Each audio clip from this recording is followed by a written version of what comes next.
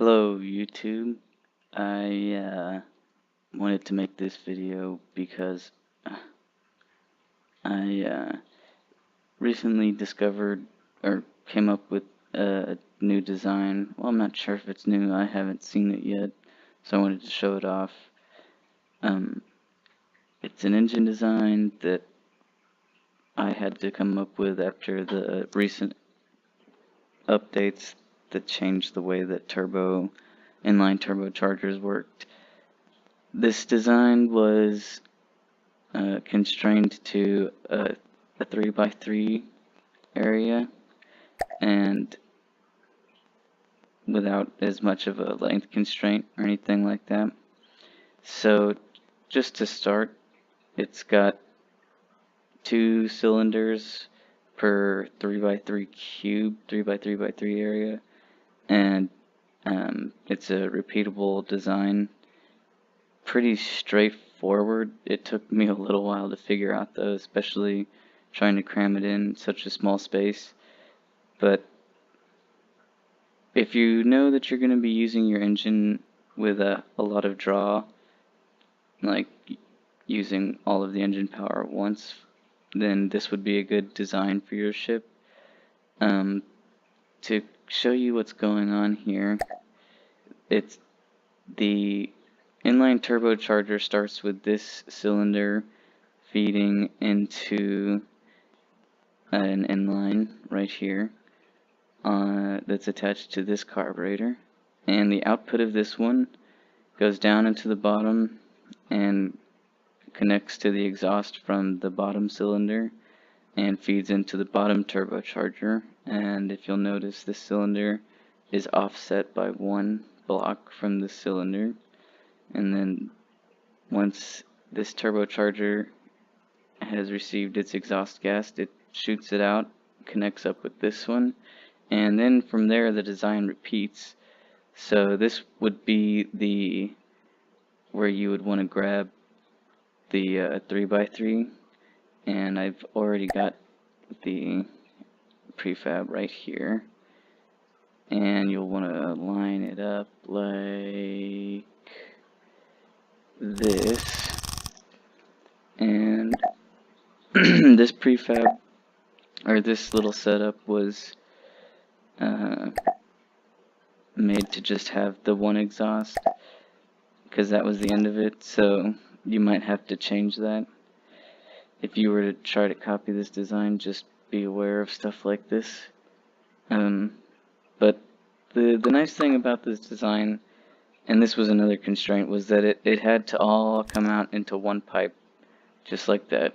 So this is where all the exhaust comes out, and if you really wanted to, there's room for a large radiator on here, and there's room for other stuff on this side. This side is almost completely taken up by the piping. I suppose if you wanted, you could put superchargers on there like that, but just for now, I'm going to show you guys that at 0 power draw, 83 power per unit of fuel at 100%. So that's not bad. Let's see, 119 at 10%. Let's see if it changes with the superchargers.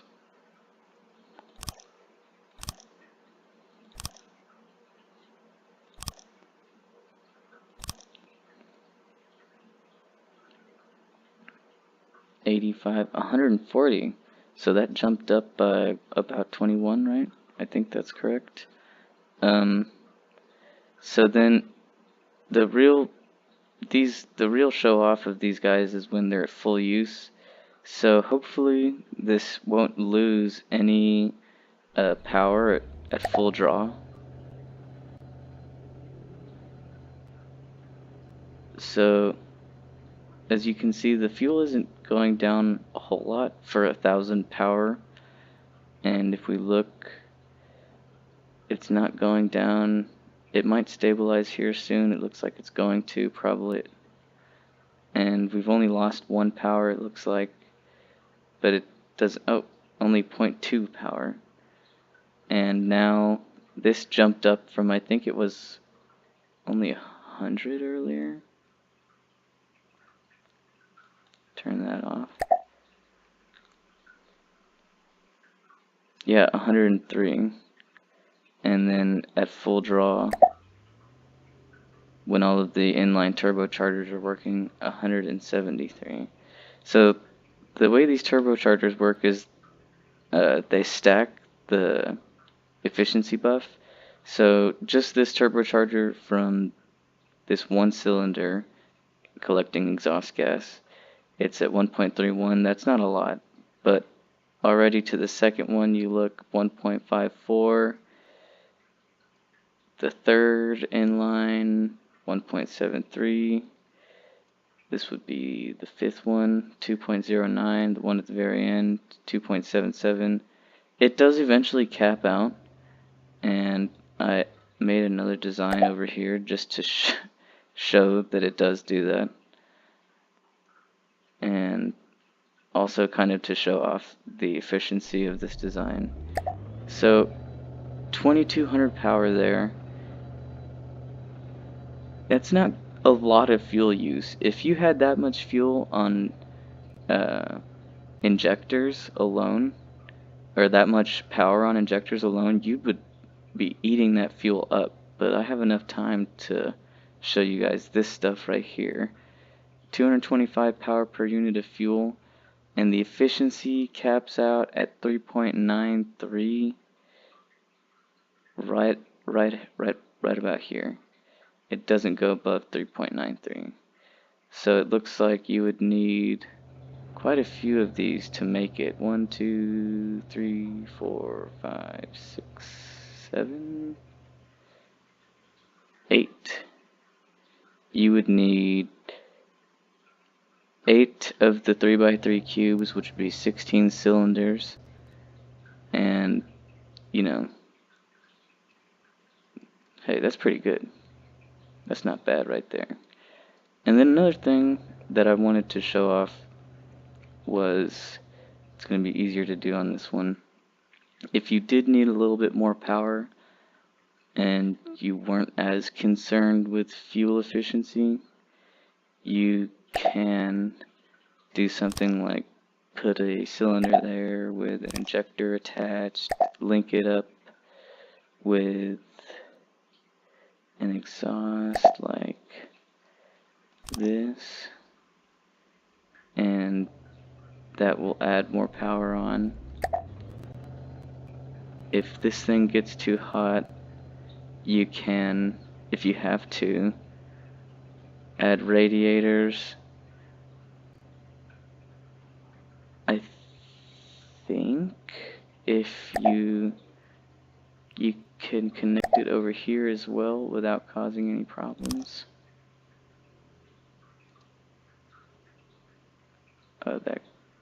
Did that cause any problems? No, that works.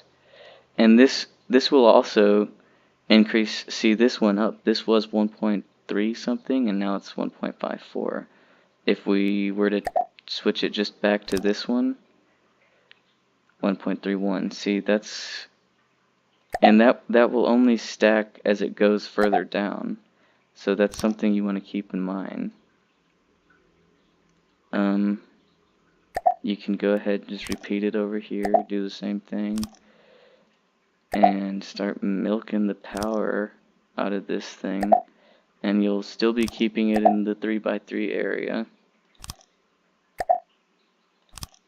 That's a pretty solid all around. If you have the superchargers, the fuel injectors, couple radiators, that's a pretty solid workhorse engine that you could copy and paste into any design and modify it as you need it, and not really have to worry a whole lot about fuel, because fuel manufacturing is kind of a real hassle. But there you have it, guys. Thanks for watching.